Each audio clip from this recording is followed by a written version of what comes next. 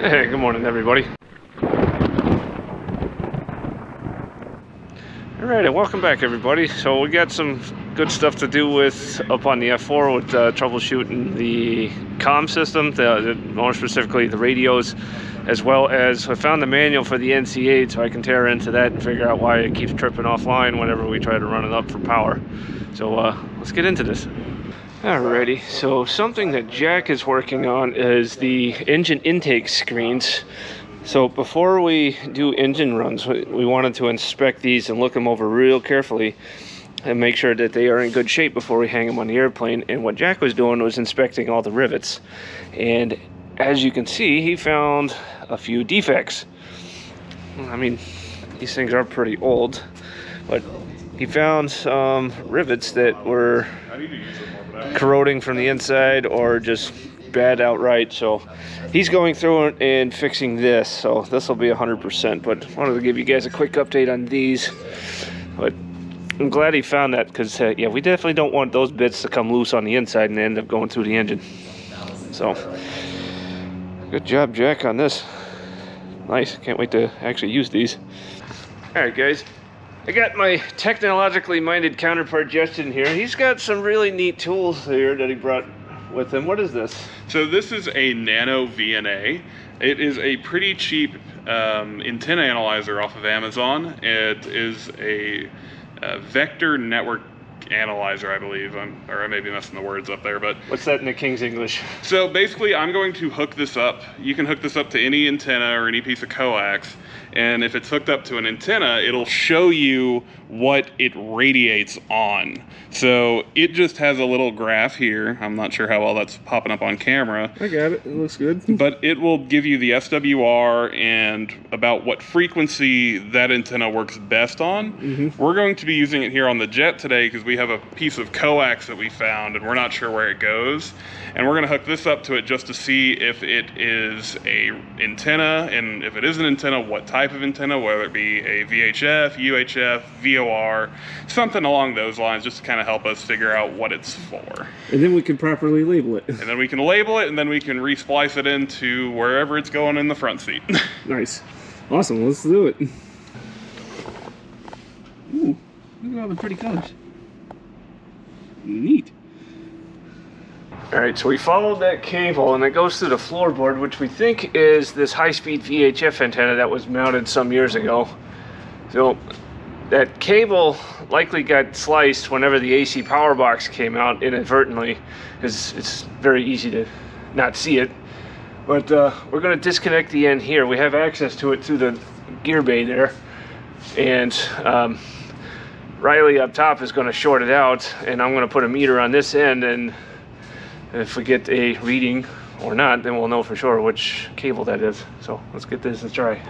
Alright, so we're going to meter it. When he shorts it out, should hear a tone if it's the right cable. So here's the cable right here. Yeah, I got it open. It's open.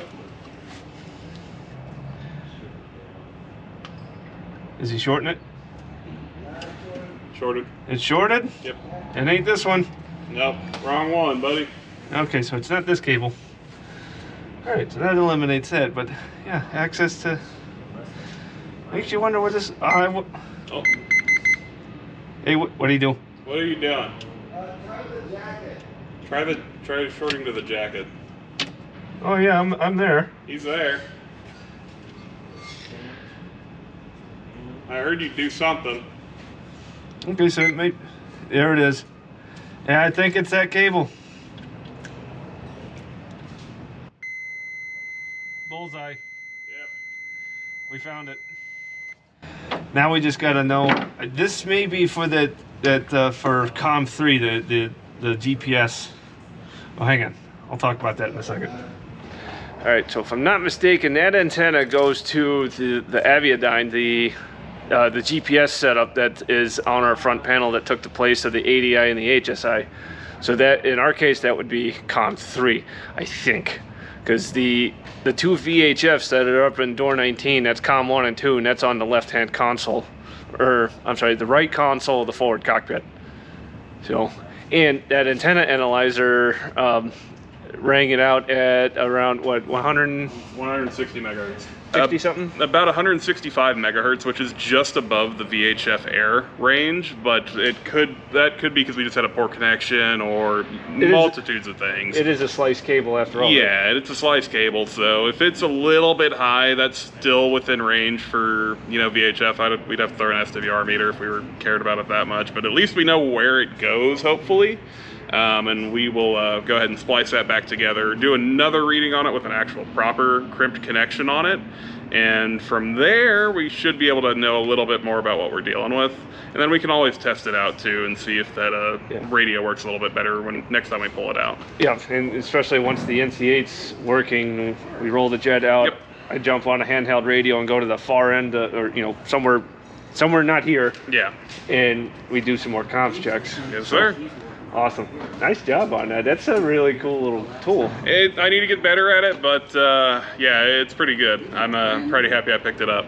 Oh yeah, as soon as it popped up and said VHF range, it's like, okay, now we know what we're looking for.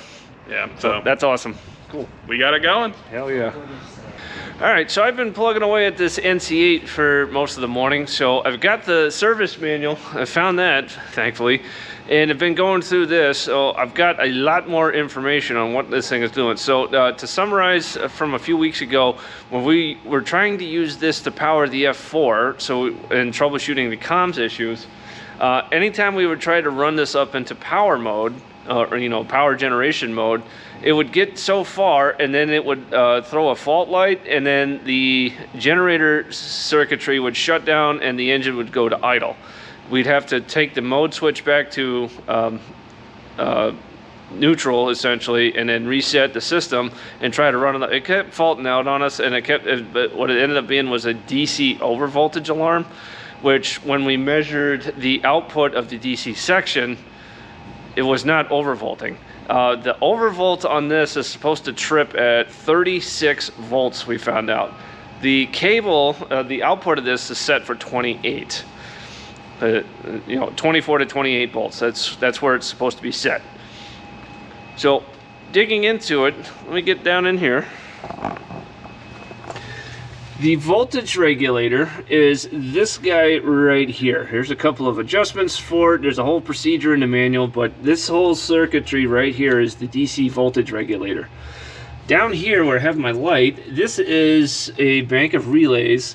This one here, K14, that is the DC overvolt relay. So if, like I said, if it ever hits 36 volts plus or minus 1, this is supposed to engage and change states, and when it does, it sends a signal to the fault control, which I think is that board up there.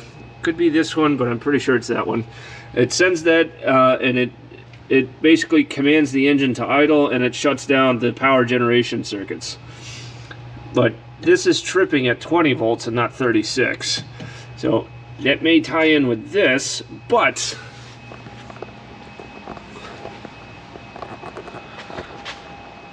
it all stems from the battery.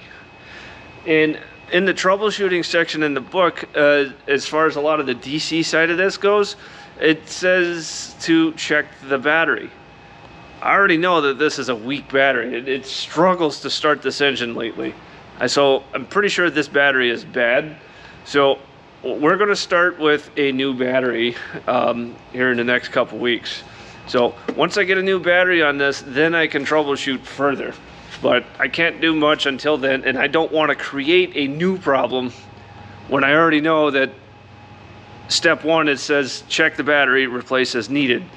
So I want to start there before I really dive into the electrical bay. So that's where I'm at with the NC8, but I'm very happy that I was able to find a manual for this thing this morning and really learn more about how this thing works. All right, we're gonna test this again. We got a connector now on that cut cable. We're gonna verify it's good to go. So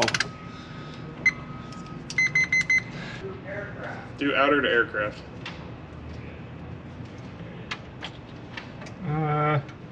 May not have a good ground to there's that kind of bolt right there. That's what I was going off of. That screw. I'm there. Open. Say again? Yeah. All right, but all right, have him go outer to center. Do outer to center. It's open now, which is good. Nailed it. That's good. Cool. That's good. So now we can make that new connector permanent. So let me go ahead and plug this back in.